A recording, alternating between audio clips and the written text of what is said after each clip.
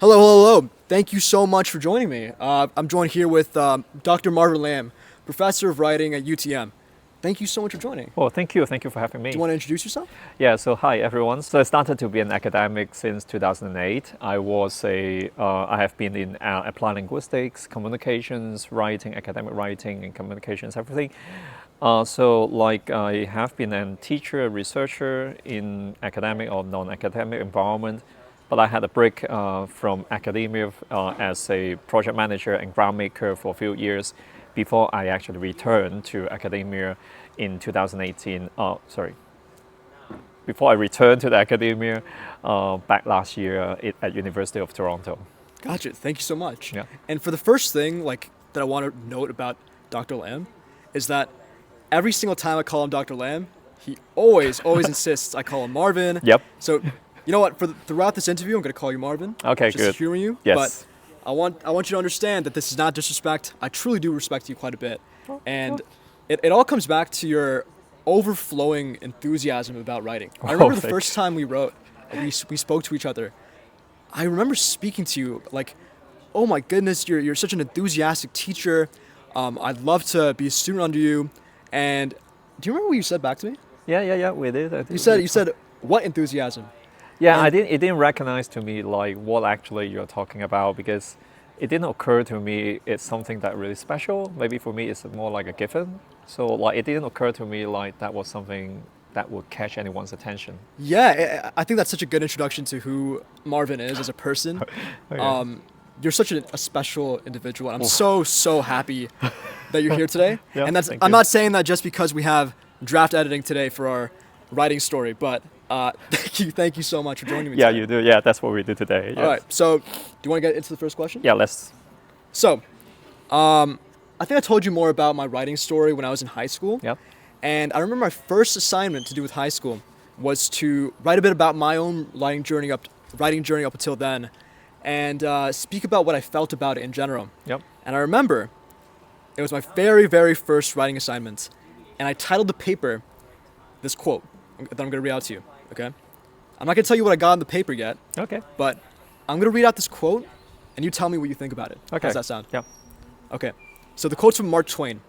The man who does not read has no advantage over one who can't read. What do you think about that quote? Well, interesting. It's interesting because, like, first of all, what it caught my attention is the comparison you're trying to make, and I would wonder, as a teacher, usually what we do will be like we try to second guess what actually where it comes from as the comparison, or what kind of value does it reflect. Now, that's a little bit outside of the duty of being a teacher. Will be like, does it kind of imply any moral judgment that you have there? So that would be my initial reaction to the title. Yeah. So what do you think about the quote itself? No, it's catchy, well written, make people think. That's why I thought about all these questions. So yeah, it was a real attempt. And well, by the time, like, because you were saying, like, you were written it in pretty young age, so I could imagine Pranav being like trying to impress. Trying to make an impression. So like, yeah, that would be what I read like about between the lines of the quote. Fair enough. Yeah, I think when I was reading that, yeah, you're totally spot on. Like I was totally trying to impress my teacher with a quote that I barely understood. A man who does not read has no advantage over one who can't read. At that time, I was reading so many books that were way above my level, and barely understanding them. To be fair, Yeah. like one question that the audience even had was like, are there any recommendations for books that you would recommend like high school students or even first year university students to check out? Nonfiction, fiction? Interesting, because maybe I can share a little bit of my background. Sure. So like, or my history will be. I don't really have a habit of reading. I mean, like Right. even on the camera. So like, it might come across as strange, like if I'm a teacher in language and teaching writing, but I don't really have a habit of reading. Very often I see reading as a tool instead of, it's like the means rather than the ends. So like I always treat this as like why I'm reading, or like when I'm asked this question, I always come back will be like, why do you want to read, or what do you want to get with it? So like my little story was like the first ever novel I actually finished reading. Not many of them in my life, to be honest. Was like probably disclose my age. Would be it was just Jurassic Park. So back then I was in my primary school, I guess. So like I just wanted to know what's going on. So like of course as a kid it was like all the dinosaurs and everything. It was very impressive. But then I really wanted to know more about it. So the only way apart from going to the movie and that's all you saw, right? But I really want to get into this, get into more details, and the only avenue for that will be just to go to read the novel. So like I grew up in Hong Kong where like Chinese was the dominant language, but then I really want to get the gist of it. I really want to know what's going on in its original form. That's why despite all the difficulties, I could have read the Chinese translation, but I went for the English. So the morale being, it's not really about what you, as a way that we want to read because we want to be better in a language or better in the writing. As a language teacher, probably it's not very correct for me to say this, but no, I don't believe in this. I believe this is really a tool. So recognizing what you want to get to is like that. So as a way, and they actually go in a more or less like dialogic that the more the drive to where you want to get to, that is the drive for you to read more, and then you would be a better reader, so as a better writer. But I never take the purpose of being a better reader or better writer to be the reason why I'm reading what I'm reading. Wow. Can I just say first off, and this shows my age, I had no idea Jurassic Park was a book. Yeah, it was a book. I had no idea. It started a book. But first off, I think the one thing that you mentioned, like, was just reading with an intention. Yep. Right. With a purpose. Not just to pick up books just for the sake of reading books. No. Yeah. But no, never. With an actual intention and a goal in mind. Yeah. Like you mentioned Jurassic Park and trying to learn more about dinosaurs. Yeah. Like for me at least, I'm really into computer science. Yeah. And AI. Yeah. And a couple of these questions on this paper are going to talk about AI. But every single time that I picked up a book, it was always just to like, hey, can I learn more about like LLMs, or can I learn more about deep learning? Can I learn more about Python? And this is when I was like super young. Yeah. And so every single book led to the next one. Yeah. Right? It wasn't as if like I was just scouring through a sea of books that I had no idea what I was talking about. No, it won't work. No. Yeah. So it's like that reminds me. I think I remember I was doing this trip, and back then it was in COVID time, and back then we still have this quarantine that you need to be locked up in the hotel for a few days after you return from somewhere else. So that was the only time that I seriously got into reading some books for quite a few years, and that was a book. Actually, it was an introduction on. I can't even remember what it was, but at least was like I just wanted to learn how to create apps. Wow. Okay. So it was like really, I mean, probably primary school students can do that, but it would be just like really menus and scenarios that I follow through instructions.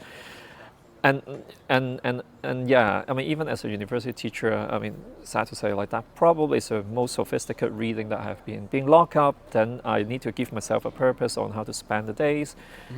So like that got me into reading again for quite a while. Yeah. Wow. So you're making apps? Oh, sorry. No, I was just for the curiosity of Yeah. it. So I didn't really get anywhere far from that. So I see. no, but Yeah, I feel like this is something I'd always preach about when I talk about intention and like studying with intention. I truly don't think you'll get anywhere if you don't study with a true intention and a goal in mind in the first place. Yep. I think so many people will try to get a single surface level grasp on a subject. And in that case, maybe if you surface level read a bunch of different novels laid out on a desk and you're just quickly reading them, maybe that'll work. But if you truly want to sink your teeth deep into something, especially as deep as something as writing, you're truly going to have to sit down and go book to book, almost like you're going on a voyage from island to island, book to book, until you reach your goal, which is Yeah, I can kind of broaden it in the sense, like, I agree with what Pranav you're saying. I actually come back into this notion of being the purpose, because when we talk about reading in class, we always talk about purposeful reading, being strategic about our readings.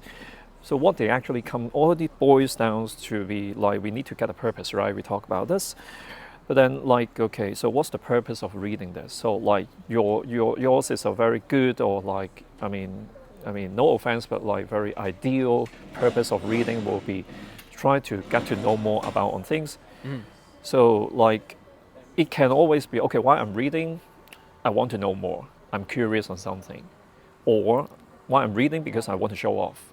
I want to pretend I know something. So, Right. like, well, I mean, between showing off and being curious about something, I don't really come with the judgment which one is a better goal or better purpose. So what I see will be like the most important thing will be it comes down to you really making sure, being very clear to yourselves why I'm reading what I'm reading. So, like, if I want to show off, yeah, so then I purposefully pick things like impressive quotes, some figures that I can show off, and that's it. So, like, but does it automatically mean it's shallow reading? I would kind of be a bit more careful with that judgment. Yeah. Interesting. That's completely fair. You know, when I began creating, the first thing I struggled with was this thing we all know about, writer's block. And the first thing I did was try to scour around books on how to beat it, but truly I couldn't really find like a decent solution on how to really defeat writer's block. Perhaps as a writing teacher, would you happen to have any insights on defeating that? Now, maybe I turn the answer. I mean, turn it into a question back to you. Will be like, what was the difficulties you face? A lot of the times, whenever I faced writer's block, it was more like I couldn't really figure out what to write about in the first place. Yeah. And even when I did, it was like, how do I write about it? For example, if I have like a perfect subject, if I want to write about, a lot of the times on Instagram, I'll write about like how my day was. Yeah. Like, oh, day 7 of building a research company. It'll be tough to build a story around that. Yep. Especially because it's hard to notice beautiful things that happen in your own day. Yeah. Does that make sense? Yeah. So yeah. it's tough to write about something that, or rather, it's tough to write about something, or let me reword that. It's easy to write about something. It's hard to write about something and make it beautiful consistently. That's what I think, at least. Well, yes and no, I would say. Like, maybe not to be a very good question to ask here will be like coming back to you, will be if there's nothing to write about, then would not writing be an option there?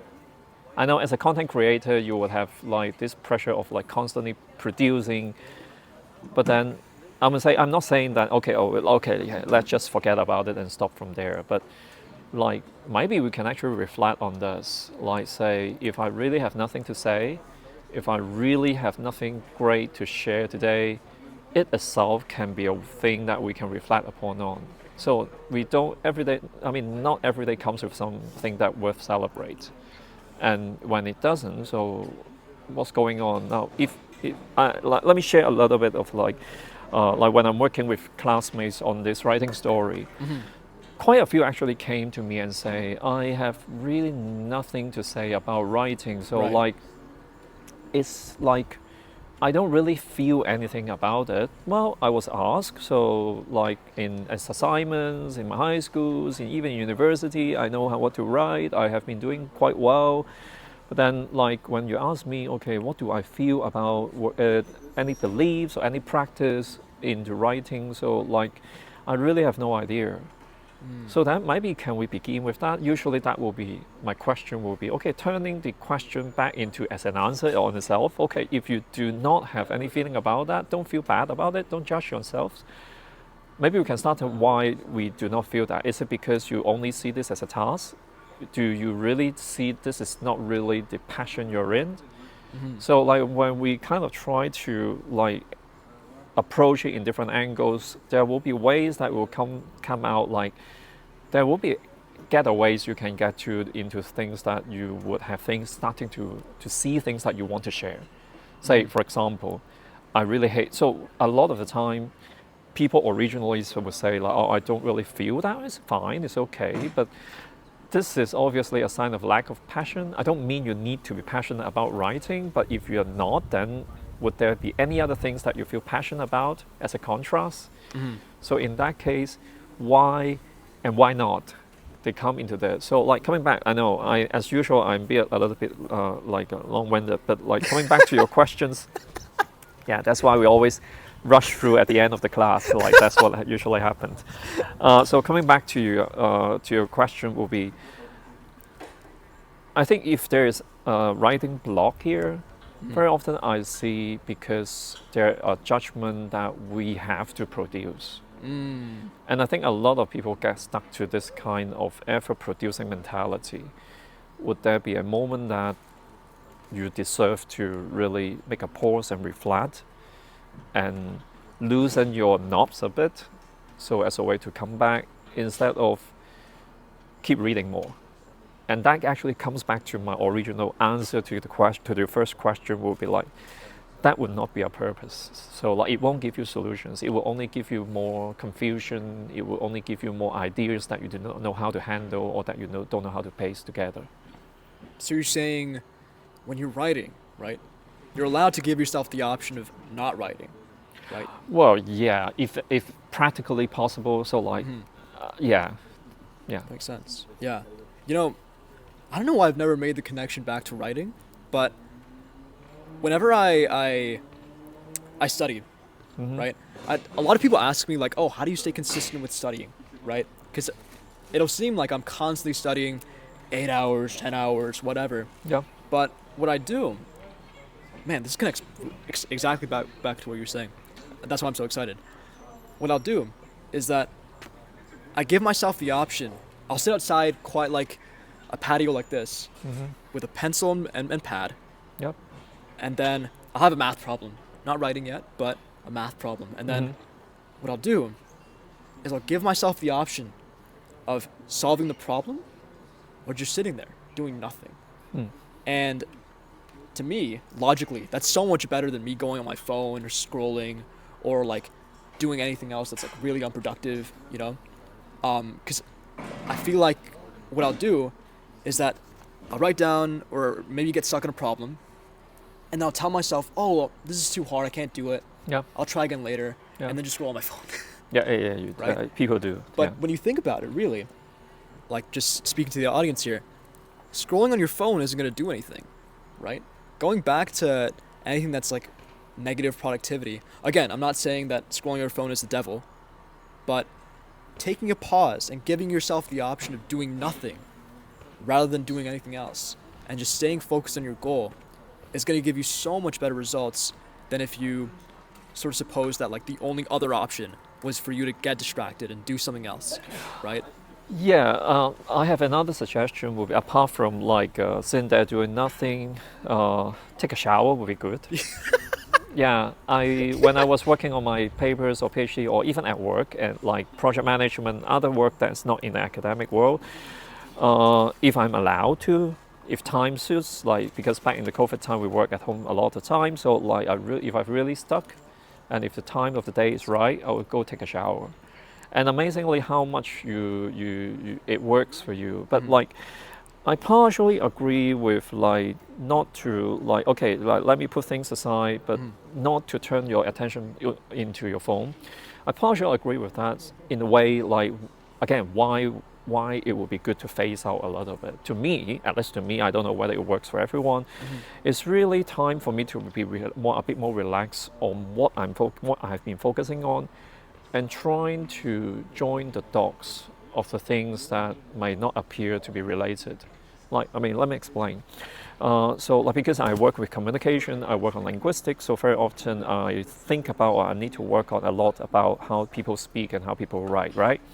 In different environments, in different contexts, and because I come in from a more social linguistic approach, so I try to understand how people talk and write to each other in relation to, say, our identities or our relationships, rather than looking into the grammar rules or like more on the form.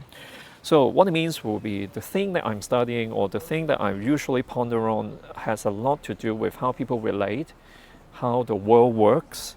So like some things that might not appear to be connected, do we believe, do have some connections. So like whether we will be able to join the dots is something I think is really key for us to say, okay, make sense of what we are doing now. So like I shared with Pranav the other day, like the first time we really checked that we had a example, right? So I would say I was working as an academic for almost 10 years. So then I switched my role, I jumped out, I went to one of the biggest charity trusts in the world to be a brand maker and project manager. So everyone was wondering, what's the connection? So like, why you are coming down here? Because back in the city I work in, I live in and I work there, we did not really have any, like say, university training on philanthropy or like donations, grant making. We don't have those training. So we do not really have a trace that we do not have really so-called relevant background on that. So it's really up to me to join the dots. So when I'm stuck, or when I find I'm really thriving on certain aspect of my work, it's I mean, probably that's my habit, that I really want to join the dots, see the relevance of my past experience, my experience in universities, how do they relevant to that? And I find making those connections help me excel or expedite a lot of the things what I'm doing and making sense. And from there, I feel I find more passions or I see more relevance there.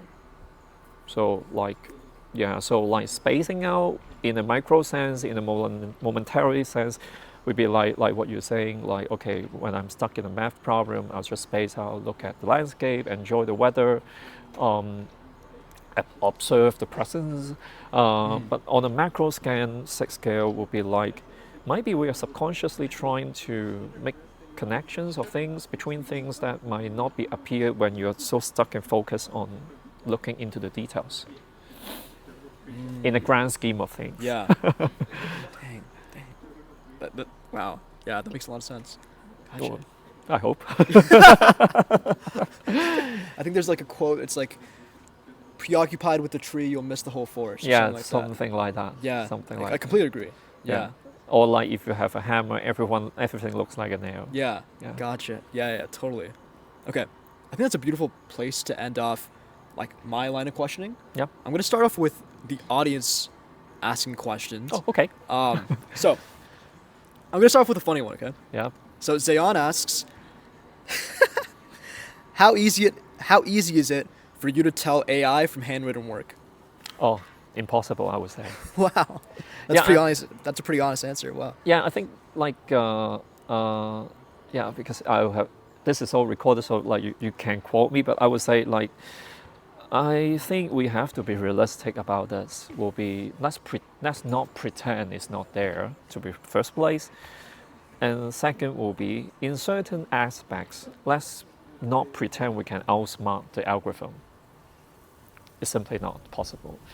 It's only with this, I would say, more realistic sense of what it is that we will be able to make use of it in a more realistic sense, or put it the other way around, will be we would not have unexpected or unrealistic expectations on the technology. So no, I don't think we will be able to tell. Gotcha. Okay. And it's what research proven. So like there are research already done that actually asking people to judge, and actually a lot of them got it wrong, and a lot of even people would think writings produced by AI are more humanistic than actually written by humans. Wow. Dang. Yeah. Okay. And this transitions very, very well to the next question from Ian, who asks, Ian, you suck, man. You wrote an entire essay from... I love you. I'm joking. Okay. Ian wrote, if AI is the future, shouldn't educators prioritize equipping students with skills to learn and effectively utilize these tools, rather than restricting their use? Just as how Google search engines were prohibited from being used in schools when they were first being released. It highlights the needs to adapt teaching methods to evolving technologies.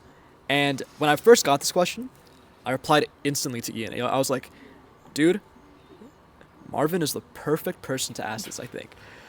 Because the second I heard this question, I thought back to your policy on AI, Oh, and perhaps you want to speak on that in ISP 100, the course I'm taking with Marvin. yeah, so like I have a bottom line there. So like the bottom line being because like AI now, the LLMs is so much of conversational, so it's pretty easy for us to imagine like you can ask AI to generate a passage and you can pretend it's written by you. And that's the bottom line you can't cross because that will be like an integrity issue. So anything above that we can discuss. I won't say automatically they will be allowed, but the rule of thumb being will be we got to be transparent, we got to be disclosure, and because we don't want to have this kind of policing atmosphere that like as if it's something bad. So like because we haven't even got a heck around what it is about, so why are we getting this label and judgment that it doesn't help? And we are ignoring this elephant in the room. So like above that bottom line is all being able to discuss, and we have frameworks to on the disclosure. In relation to that, to Ian's question, thanks, this is a really good question. Like as a linguistic person, immediately I would try to decompose your question in the dichotomy that you try to suggest will be, what was that? Was it on one hand, so like, because I mean, it skips me already, so like whether we should teach students how to use this technology instead of like limiting or restricting its use. I don't think there's a either or here. As a in a grand term, like as an educator, I don't believe our teaching or education or your learning has to be driven by technology. So it's what you're learning in the university or in any kind of environment as a context should not be driven by what's happening or the trend. I mean it negatively, trend in technology. So like it's only because AI has been emerging, so everyone has to be running after that. I don't believe in that. Because very often when we get into these problems, what are we calling for will be like, I mean, I know it sounds philosophical, but why we get into university, what do you want to get here? We don't want the answer to be because I get into university because I want to know how to use generative AI. That doesn't make sense, right? So what we're doing here will be like, all this almost sounds like cliche, right? Creative thinking, being able to make informed judgments, scientific processes, blah, blah, blah. But down to that, above all, what they all pointed at, which I believe will be, is your ability to be able to make informed judgment. And I think that is the core transferable skills that's important across no matter which discipline you're in, at which stage of your life or career in. Like being able to make informed judgment is the most important thing. Okay, coming back to this, so like being critical, being informed, then coming back to the use of the technology, are you an informed user of the technology? Can you actually use the technology to help you make your judgment, you're being critical? That will be what I'm really concerned about. So it could be Google, like yeah, it could be Google back before the good old days, before your time. So when we didn't have Google or Google Scholars, or even coming one step back, when we didn't have search engine on university library websites, and at the time when we didn't have website at all, we did have this skills of how to look things up in the library. So back then, so like with the new introduction, we don't actually turn to learn how to use Google as the ends of our education purpose, right? But it's a way, it's just another tool. I'm not trivializing. It's a great tool, like generative AI is a great tool, but it's just another tool. So, or maybe it kind of flip the other way around will be like, now we all have this powerful tool. Do you feel you have more obligation now? Because you're empowered now, so like, should I as a teacher have more expectation on you now because you have such a powerful tool as AI? I think so. So that will be my take on this. Yeah. Ian, I'm gonna get your reply to that really, really quick because I love that answer. I think ISP 100 is the first time I've actually sat down in a course, not just university, just like any course in general, and heard someone actually speak about AI and how it's going to change the writing landscape overall with such honesty.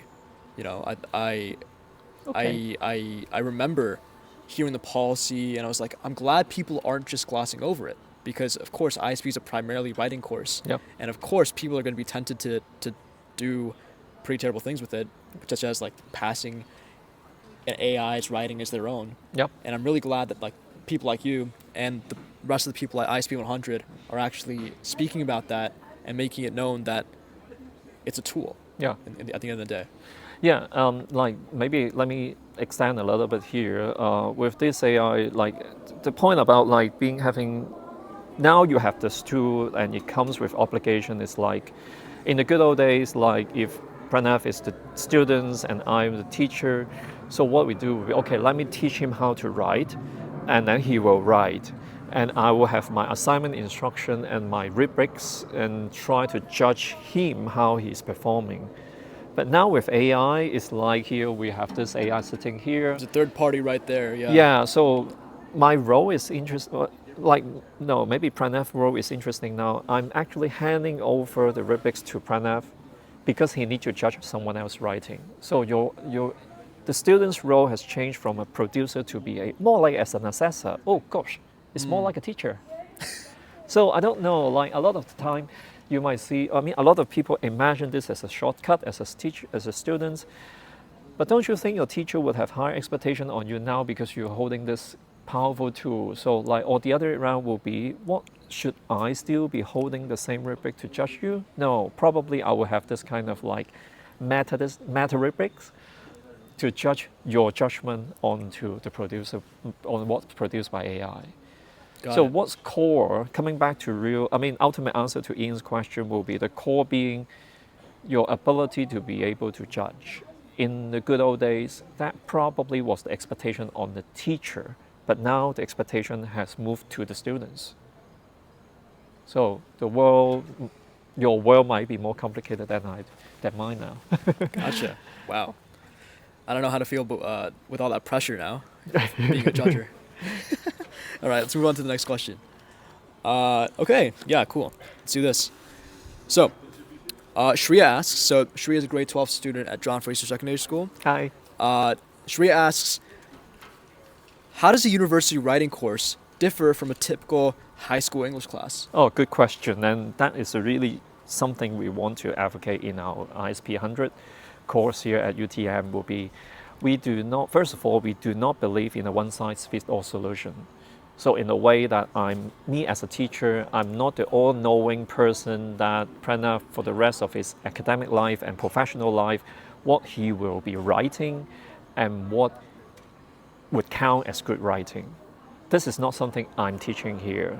So what I'm teaching here then, so like instead of having a formalic understanding, one-size-fits-all understanding of what good writing is, in the university environment, what we believe will be a writing course should be able to develop his judgment, his way of thinking, or whether he will come with a very systematic method to approach, say, a writing that none of us had experienced before. So all of a sudden, at the middle of the night, when he's now working, imagine he's working as a manager, important person, or as an entrepreneur, all of a sudden he's being asked by a funder to write a 2-page summary on a fantastic project idea that they are interested in to give you 2 million.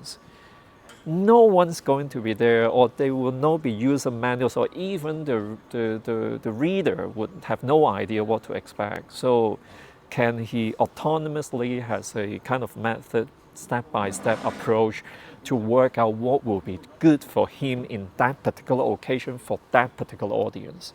I think this kind of like structured process of making judgment is what we try to ambition to kind of empower you. I don't even use the word teach, but to empower students here in ISP 100, like at UTM. Gotcha. Well, Shreya, that's your answer. Yeah. All right, one last question, okay? And this comes from my very good friend, Akshin. He's going to Western. So, Akshin asks, what was it like taking the pathway to becoming a professor instead of a job in the industry? And correct me if I'm wrong, you had a job in the industry, right? Yep. And so, I think Akshin kind of assumed that you were already a prof. Like you directly became a prof. No, I was I But work. you transitioned from a person in industry into academia, right? Well, a little bit the other way around. Is So it? I have been in academics, and then I transfer into another field like Oh, philanthropy, and then come back to be an academic again. oh wow, I didn't even know that. Wow. Those were the days, yeah. So what's the question? So, what was it like taking that pathway? Oh, um, good, You've already stressed him out, Doctor. very good question. Like I was a bit like, of course, there's all sorts of different reasons. Some of them about the industry, some of them about my personal development or like vision. So like I was really struggling after working for 10 years in academia. I was really struggling to see like should this be something I continue to do for the rest of my life. So then I wanted to quit. I just want to quit. I didn't have any idea what to do. So like then I had got a lot of friends or like close ones, especially close ones, asked me if you're not. I mean, you have been a academics, you have been a teacher, researcher throughout. What else you can do? And I myself asked myself that question. So the switch itself was tough.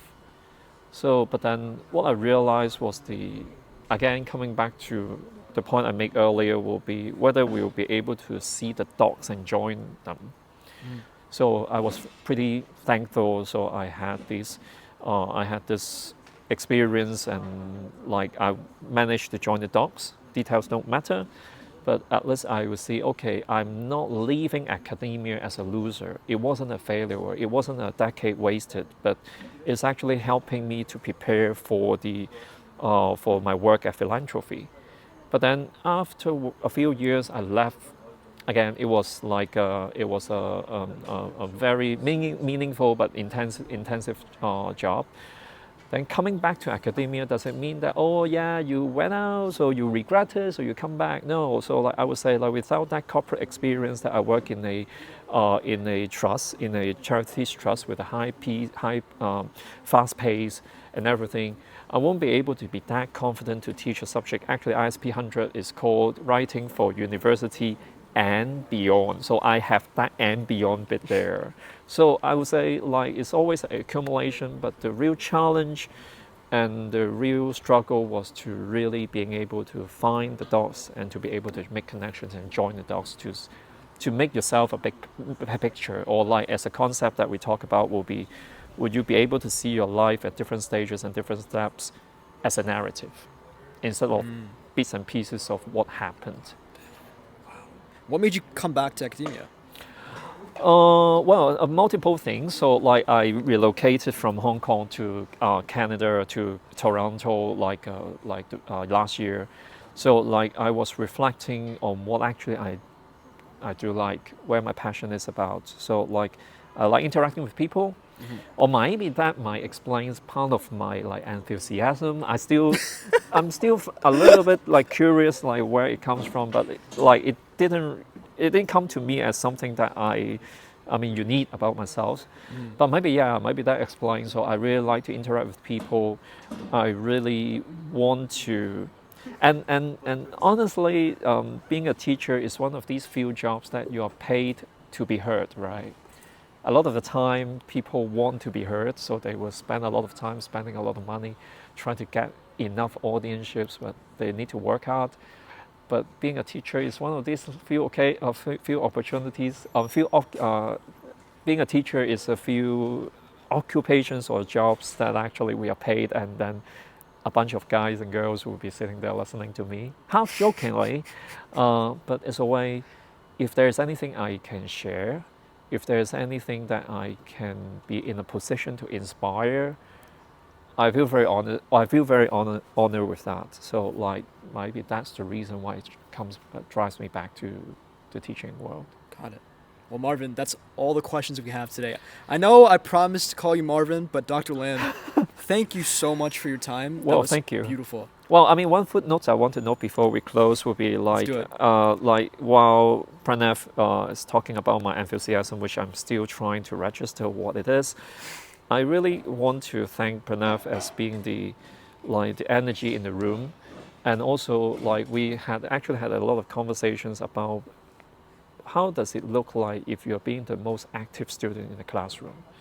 how does it look like if you have that so much energy when that might not be understood in equal extent by everyone, or like they can be misunderstood or misinterpreted.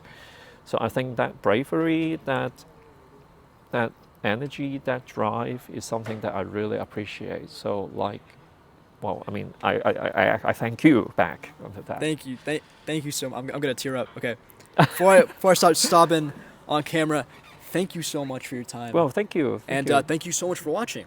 Thank you. All right. Take care. See you. Bye. Bye-bye.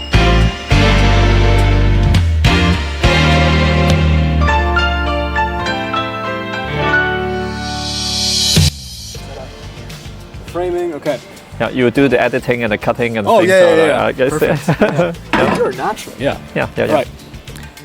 Hello. Thank you so much for joining me. I'm joined here with Dr. Marvin Lamb, professor of writing at UTM.